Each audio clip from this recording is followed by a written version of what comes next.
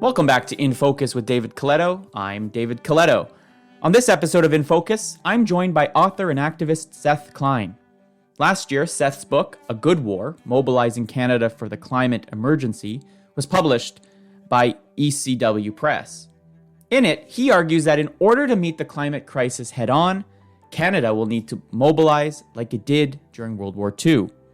Sharing strategies used during the war, he shows that the change and effort needed to tackle the climate crisis can also create jobs and reduce inequality. I had the pleasure of working with Seth on an important aspect of the book, an exclusive, custom public opinion survey exploring public attitudes and opinions about climate change and what Canadians are willing to do to confront it. On the podcast, we spoke about his book, Public Opinion and Climate Change in Canada, and what the pandemic has taught us about our ability to mobilize and work together to address a crisis collectively. I highly recommend picking up a copy of the book, A Good War. Here's my chat with Seth Klein.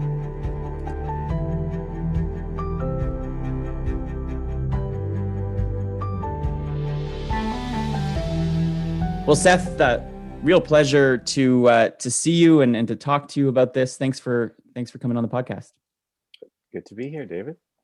So first off, congrats on a real impressive and compelling book. I think you pulled together so much history. It's as much a history book as it is about the future, which I really love. So even if you don't start off thinking, we really need to do something about climate change, learning about what we were able to do in response to the war, I think is really interesting. I guess I want to start with, why did you write this book and why this frame in terms of how you approached it? Mm-hmm. Well, the truth is I wrote the book because I was increasingly panicked and alarmed, particularly as a parent. This is the first book I've ever written. And as you know, before writing the book, I was 22 years at the Canadian Centre for Policy Alternatives. And when you are at the CCPA, you're forever in that space between what you believe is necessary and possible and what our political leaders seem willing to consider. And no more so when it comes to climate, right? Where all of us who pay attention to this stuff and read the scientific warnings live in this space, this harrowing gap between what the science says we have to do and what our politics seems prepared to entertain. So when I set off to write the book, I wanted to tackle that gap. And in particular, this dynamic that I call the new climate denialism, which is different from the old school denialism. What I mean by the new climate denialism is those governments and leaders who say they get and accept the science, but continue to practice a politics that does not align with what the science says we have to do. And I wanted to write a book that would somehow encourage them to embrace being bold. But in the original book outline, it wasn't the book you have now read. In the original book outline, there was only going to be a single chapter on lessons from the Second World War, because I had long been intrigued by the war as this example of rapid economic transformation. But then I started, and I'm not a historian, I'm a political scientist, but the more I dug into that research, I started to see more and more parallels. And not just on the economic front, but on a whole bunch of fronts, including more of the domain in which you work. And plus I was talking to writers who were saying, if you're writing a book after 22 years of writing policy reports, you got to have narrative, you got to have story. And so there was lots of story there. And I thought, oh, this is good. I rewrote the whole outline. But interestingly, David, even though I've been working with this material for many years, it jolted my own thinking about emergencies. It made me think newly about the problems in a way that we all have to a certain extent in the pandemic. So that's how I came to this framework. And I wouldn't have anticipated but the part I didn't anticipate, but have come to really appreciate in these 8 months of being out with the book, is how remarkably resonant this story remains 80 years later for so many people. And in a way, how relevant it feels to the crisis we're living in the other crisis we're living in right now when it comes to the pandemic. Mm-hmm. Let's just take listeners who may not have read the book, but I encourage them all to go and pick up a copy of it, about the central thesis, which is, as you already alluded to, that we have an example of not just our country, but the globe and much of the globe mobilizing to confront one challenge and crisis, that being Nazism, and the war, World War II. Take us through the argument and some of the examples of what Canada did then, probably remarkably to people after the fact, or at least before, to respond to that crisis. Mm-hmm. Well, the overall comparison is based on the fact that they were both existential threats, or that was an existential threat in the same way that climate is an existential threat. And they require meeting the moment of these threats is an inherently collective undertaking, requiring a society-wide mobilization and a huge-scale economic transformation. That's the main parallel. But then, as I said before, you see all these other parallels. For example, like many people, I assumed initially that at the outbreak of World War II, everyone was all on board and everyone was ready to rally. And it turns out that's not true. When I started to tell people I was going to use this framework, people would often say, "Oh yeah, but then everyone understood the threat to be clear and present." No, they didn't. The threat was on the other side of two oceans. And so partly I take solace from this, right? That as with all emergencies begin with a period of denial, right? We all knew what that was like 12 months ago when we started to hear reports of this virus. And yet we weren't there yet, right? We didn't know how it would upend our whole lives, all of our lives. And so there's always this alchemy of what's the combination of events and leadership that gets us all on board. Once that shift occurred in the war, what happened was extraordinary, right? That level of mobilization. Out of a population of about 11 million at the time, over 1 million Canadians enlisted. That is an extraordinary figure. Over 1 million were directly employed in military production. All those people had to be recruited and trained up. And then 6 years later, they all had to be reconverted back to a peacetime economy, right? So we only have to transition once today. They actually transitioned twice in the space of 6 years. And mostly the book deals not with the battlefront, but with the home front and that remarkable undertaking of, going from a base of virtually nothing to building 800,000 military vehicles, more than Germany, Italy, and Japan combined, 16,000 military aircraft, building the fourth largest air force in the world at the time. Here in my province in British Columbia, where we seem to struggle to build a single BC ferry anymore, we built over 300 ships in the space of that time. So I emerged from this study with what I now call my 4 markers of when you know that a government's in emergency mode. And they are, number 1, you spend what it takes to win. Number 2, you create new economic institutions to get the job done. Number 3, you move from voluntary and incentive-based policies to mandatory measures as needed. And number 4, you tell the truth. Tell the truth about the severity of the crisis and what we have to do. We did all those things in the war. I would actually say the Trudeau government hits all 4 of those markers on the pandemic, and none of them on climate. That's really interesting. I mean, that's a great framework, because as soon as you went through them, I was using the current context and said, yeah, check. Check. They established, instantly almost, it felt like, CERB and support programs that people would say, oh, government, slow and moves, it takes years. No, within weeks, they had a national program in place to support people. Can I just say something on that? Like, this is where I pull some hope. Like, if you had said to Canadians in 1938, this gang in Mackenzie King's government, do they have what it takes to completely transform Canadian society? I'm certain most Canadians would have said no. They had no evidence to believe otherwise. This was not a government that had risen to the moment on the Depression, and yet they did. And similarly, as you just said, if you had said to me a year ago, or just over a year ago, are there people at Finance Canada and the Bank of Canada who could quickly pivot and create the CERB and the wage subsidy and the Bank of Canada financing it all to the tune of $5 billion a week? I would have said, no, there's nobody home who thinks that way. And I would have been wrong. So then the question is, why can't we do this on climate? So let's explore that. Before we do, though, this is a podcast about public opinion, politics, public policy, and the intersection of the three. I had the pleasure of working with you, it was a real pleasure. We did some polling for your book that you helped guide, and let's start with the hypothesis, and then we'll go through a few of the results.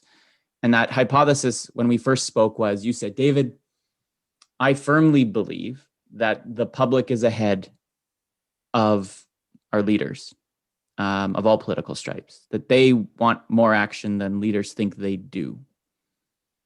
Explain that gut sense that you had that sort of sparked the work we then did. Yeah, well, I think it's more accurately described as a gut feeling than as a firm belief. It was my suspicion. Let me say, by the way, it was a pleasure. I'm so glad I found my way to you. And in fact, you were guiding me on how to ask these questions. But the impetus was, I interviewed a lot of politicians and political insiders for the book. And I was only interested in interviewing political leaders who I believe actually get the science, and yet whose governments are not doing what we have to do. And I wanted to know why. And invariably, they all fell back on some variant of the rejoinder, well, you got to meet the public where they're at, and the public's not there yet. So I found that a very annoying answer, in part because I was also looking at this war story and marveling at these leaders who didn't meet the public where they were at, but took the public where they needed to go. But I still felt like testing the presumption, and that's what brought me to you. I wanted to know if that was in fact true. And it was also my feeling and frustration that so much of the climate polling to that point was screwed up. No offense to you and your colleagues, but it's also a bit of a critique of the environmental groups and their funders who had come to so many pollsters over so many years asking incremental questions that at this late hour are of no consequence. And I wanted to know what people thought about non-incremental questions. Right.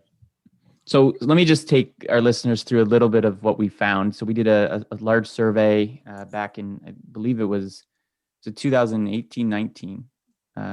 Anyways, I think it was. When we did the survey? It was 19. It was all in the summer of 2019. Sorry. Yeah. Now I will say I looked at these results, and then I've gone back to a few things we've done, and nothing has really changed. In fact, I think the pandemic has caused some people to feel the emergency a little bit more now. So I think these are still really relevant. At the time we did the survey, we showed that the public is increasingly worried about climate change. 82% rated it as a serious, extremely serious or serious problem. 1 out of 4 Canadians said they think about it all the time. Another half say they're increasingly getting worried about it. So there's this momentum. 42% described it as an emergency at that moment. That would win a majority government in Canada. 20% but then another 20 said, but it will be one in the next few years. So there's a super majority headed your way. I think importantly, climate change, and we've seen this over the last, I think, decade, it's got moved from an abstract concept to something real for people. Forest fires in BC and Alberta, flooding in too many places, rising sea levels on east and west coasts. And so that people increasingly were saying they're feeling it in their day-to-day lives. And then we tested a whole bunch of, big ideas, as you said, right? But, and we found broad support for almost everything. But the thing that really stands out is 80% of Canadians said that they were ready for a major transition, and that transition to clean energy was needed. Now, obviously, we're not going to go into the details. We know where more resistance is going to be.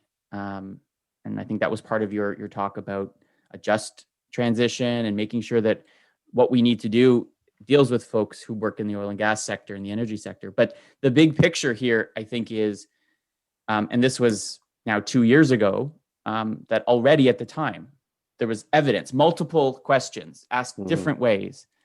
I think that the country was ready for what you were proposing. They just needed some leaders to guide them and bring them with, to make it all make sense. As you said, those 4 pillars. So when you got the initial results and you started to sort of analyze them and say, how do these fit in the book? What did this research tell you about the state of public opinion around climate change in the country?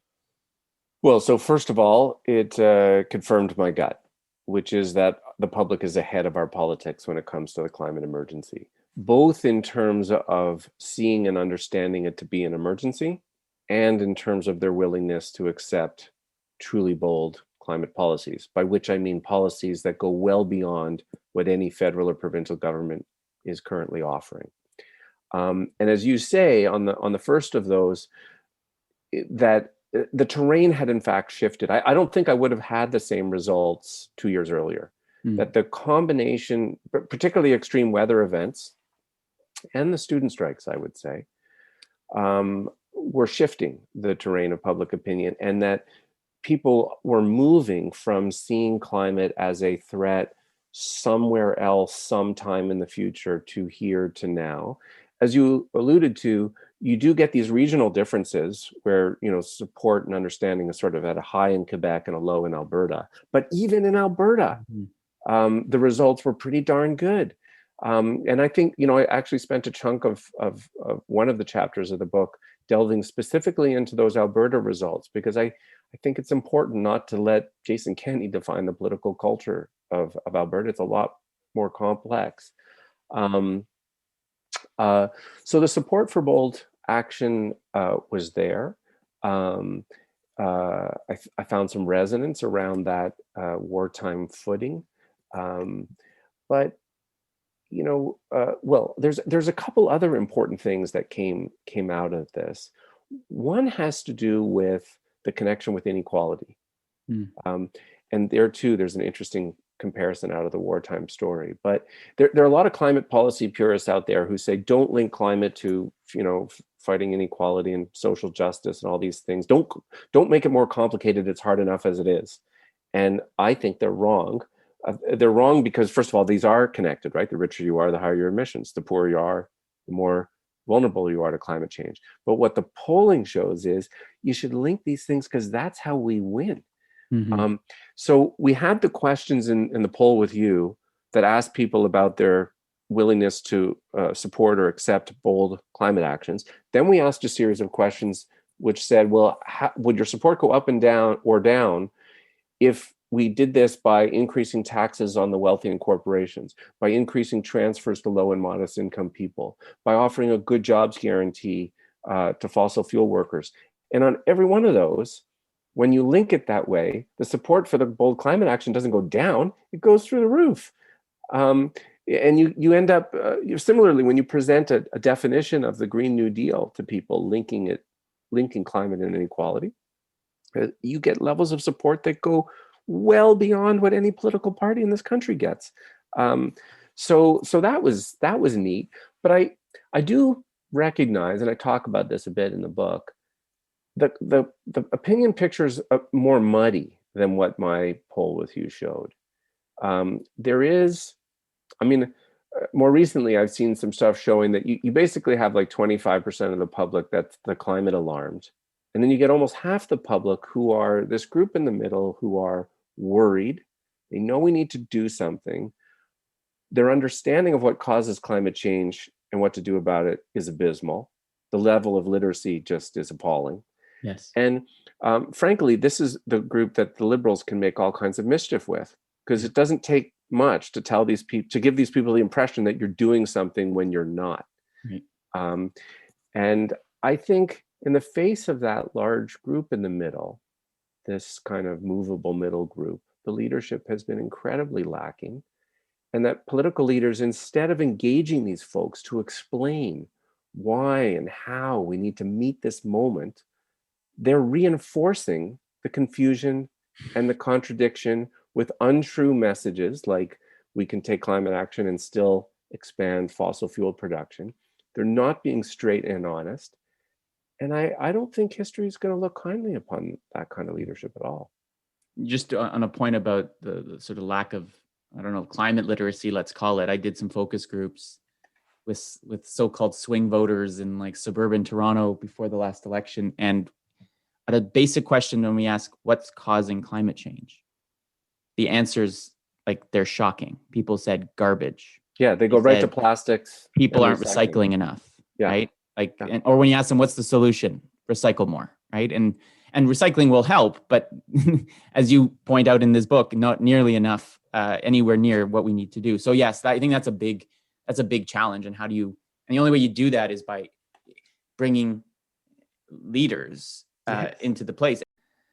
I do want your take on what you make of the challenges the federal Conservative Party, in fact, many provincial Conservative parties are having on the issue of climate change. You know, a few weeks ago, they had that debacle of a convention in which Aaron O'Toole stood up and said, hey, folks, we need to change. We need to be bold. And then a majority of their party members wouldn't even pass a motion saying that climate change is real. What do you make of that? I think it's unfortunate. And it's unfortunate because it didn't need to be this way. Even though in this case it was the membership that voted the way they did, it speaks to an indictment of their leadership up to this point. Real leaders in the face of the climate emergency would be animating these deep conservative values of national security and protection of children and pride in one's country's capacity to confront challenges with innovation and determination. And that's not what we've been getting. It's also unfortunate because the dynamic of questioning the science has not been true of conservative parties in many other places, right? Like if you look at the G7 countries that have seen the most progress on cutting emissions, the two best performers are the UK and Germany. Much of that has happened under conservative leadership. But those countries have national cross-partisan agreement on the need to tackle climate. But it seems, in particular to North America, but a few other places too, where conservative party leaders have chosen to stoke doubt about the science, often because the leadership is so embedded with the fossil fuel industry. Mm-hmm. And it's a tragedy because the role of conservative leaders in the war, of course, was quite different, right? To the extent that the Conservatives critiqued the King government, it was for failing to prosecute the war forcefully enough. And in contrast to today's conservative leaders who throw these temper tantrums and say, don't make us do it. World War II conservative leaders, rallied us and told us we could.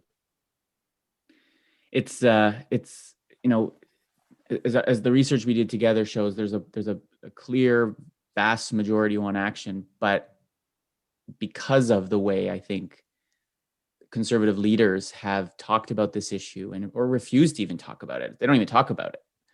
It's become the most partisanly divisive issue in the country right now, right? There's no other issue except for whether they like Justin Trudeau or not that divides conservative Canada from the rest of the country, and climate change is that issue. Right? Not always. Sorry? It wasn't always. I want to say, but even today, so it's true federally, it's true in many provinces. It's not true in Quebec, where there's this consensus. And so, across the political spectrum, they compete to say who's got the better plan. And if I can offer one hopeful story that I tell in the book, it's not true where I live in Vancouver. Now, I'm very biased in this story, David, because my wife is the Vancouver City Councillor who moved the climate emergency motion a couple of years ago, Christine Boyle. And for anyone who follows Vancouver politics these days, you'll know that no party has a majority. It's a very divided council. They're all over the political spectrum. You never know how this gang's gonna vote, David. When Chris brought her climate emergency motions forward, she thought she was pretty confident she had enough votes to win, but didn't know by how much. And they ended up passing unanimously. Now, how did that happen? Partially it happened because she's really good at her job. But it also happened, she would say, because each time those votes occurred, dozens of high school students skipped class to be there. They rallied outside, they spoke before council, they filled the galleries, and they watched, and they basically made it impossible for even the conservative councillors to vote no. And so climate is not a political wedge issue here. The pandemic, I think, provides us with a really unfortunate but useful case study. And you know, when if you were to ask people, and this is where I think two points about leadership that are important. As a social scientist that studies behavioral change and opinion change, one of the most remarkable things is how quickly we changed our views and our behavior when it came to something like wearing a mask. That when our leaders got up and uniformly said, put on a mask, wear it when you're out, wear it all the time, and then said, no, you have to wear it, it's now required. Well, guess what? We all wear masks pretty much, right? There's the odd exception, but they are like the 5% who don't believe climate change is happening. But by the way, I mean, the parallels here are so interesting because, like with the climate polling, my observation is that the public was ahead of our politics. The public was saying, make it mandatory, make it mandatory. Yes. And the politicians had to catch up. And this speaks to my third marker around making things moving from voluntary to mandatory. And I think the same is true on climate. Part of why I think the public actually wants these things to be mandatory is because in the main, the vast majority of us want to do the right thing. But it irks us, and we don't want to be chumps if we're going to do it and our neighbor isn't. And the great thing about making things mandatory is you don't have to worry about your neighbor. They're going to have to do it. How many times I was just speaking with my partner, my spouse, and saying, I just wish they would put roadblocks up between Ottawa and Toronto so no one could go visit their family. I hadn't seen my family in 5 months. And I didn't go. I followed the rules, but I knew others were, and it kind of irked me. You're right. Like it's so make it mandatory, enforce it, and I'll feel good. I won't feel like you're repressing my rights or making it, because it's the right thing to do. I think the other thing that the pandemic taught me that I think connects back to your thesis is, the economic consequences of the pandemic were deeply severe, but they weren't universal, right? There's actually it's increased inequality. There's like a third of the country right now that are better off as a result of the pandemic. They have more money in their bank accounts. They haven't lost any hours. And yet they went along and generally supported with a pretty significant amount of enthusiasm the amount of money that the government spent to help those who were affected by this, right? Well, and that to me is an interesting lesson that this idea that, and to your point, that this mobilization and the amount of money and investment we need to make it happen, I think you can find common ground among most people in the country to do it, even if some have to pay more, or some, might be worried about deficits or overspending, but at the end of the day, it's the thing we have to do to help each other and protect each other. So I do think there's a parallel that we now know how the public would react to these. Well, let's separate out economic consequences and fiscal consequences.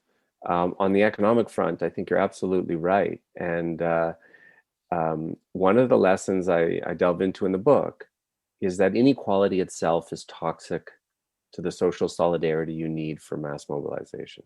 In the First World War, just to go further back in history, inequality and rampant profiteering, just grotesque profiteering, had undermined social solidarity, and it had actually undermined recruitment efforts. The King government was acutely aware of this. And so they bring in measures to tackle inequality at the beginning of the Second World War. They brought in an excess profits tax. So to your point a moment ago, this pandemic, we have seen, one segment of the population fare quite just fine. And in fact, the very wealthy in Canada, the richest few dozen families, have seen their net wealth increase by billions since the first lockdown. That kind of profiteering was illegal in the Second World War, right? They actually brought in an excess profits tax where if your profits surpassed what they were on average in the years just before the war, your top marginal tax rate went to 100%. That's what they did in the war.